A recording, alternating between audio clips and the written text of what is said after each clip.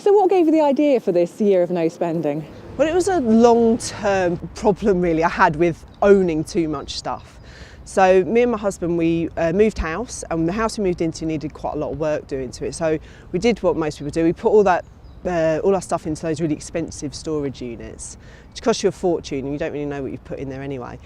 And one day I went there and I looked in and there was a box, and in my own handwriting along the side of it in big capital letters it said "not needed."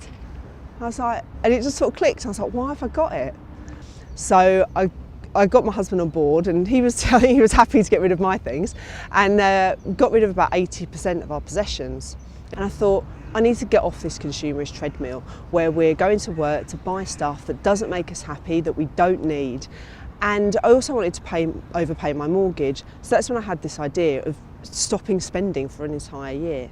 The rules of the challenge were quite straightforward, I suppose.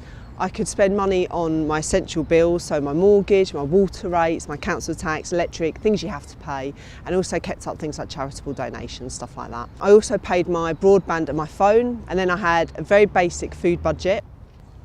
Everything else was off limits, so no bus fare, so I went everywhere on my bike for a year. No trips to the cinema, no trips to the pub unless I wanted to drink tap water and watch everyone else get drunk. No meals out, no clothes, no gadgets, no books. So everything else was off limits. I was one of those people that would end up in one of those mini supermarkets thinking, oh, I'll just get some of that pasta and sauce, and end up spending 15 quid and not quite knowing where I'd spent the money. So it was a big deal for me to get the food down that low. But it was kind of all about really sort of good old-fashioned like housekeeping, if you like.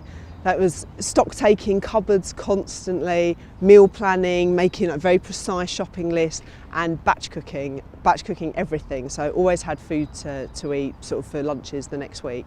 The hardest thing to give up was the socialising aspect. You know, my default was going to the pub with my mates or going out for dinner with my mates. That's how I socialise. I'm sure a lot of people do that, you know, and it is, again, convenience, time. You can just go to the pub, see your friends, catch up quickly and go home. But when you don't have any money for the pub is really, really boring. So I just had to find new ways to socialise, basically, which saved me a lot of money but took a lot of time. That was the trade-off. I realised that I don't need things to be happy. They're not important. But also in terms of how I spend my money, I'm so much more mindful now. I'm so much more careful with what I'm spending. I really do think every time I go to hand over some money, do I really need to spend this money?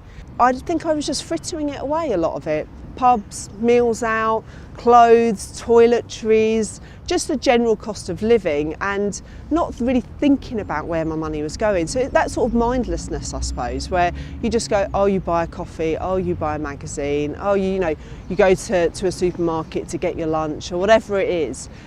Those little bits of money that just filter out of our account that we don't really seem to notice, or we think, it's only a few quid, it's not going to make much difference, but it really does. Over the course of the year, I managed to save £20,000, and that was a combination of extra income from a lodger and also the money I saved from not frittering away my cash on meals out and trips to the cinema, pints down the pub, clothes, and all those things we spend our money on day to day. When you open your wallet, or when you go to hand over the card, or even just put your hand in your pocket for a bit of cash for a magazine, just think, do I really need what I'm buying, or do I just want what I'm buying? Because quite often we say to ourselves, oh, I really need that new pair of shoes. You probably don't, you probably just want the pair of shoes. So that's the first thing I'd say, is maybe just have a think about where that line is between need and want, and set a long-term goal. It's much easier to make a short-term sacrifice if you're working towards something that really matters to you. It might be putting together a £1,000 savings buffer, it might be retraining for a new course, for a new job, or just to take the kids on a brilliant holiday. And if you are interested in doing a challenge, maybe make it more of a mini challenge. Do a no-spend month, or just give up spending on something that you know you spend a lot of money on. Maybe don't buy clothes for a few months, or stay away from the gadgets, something like that.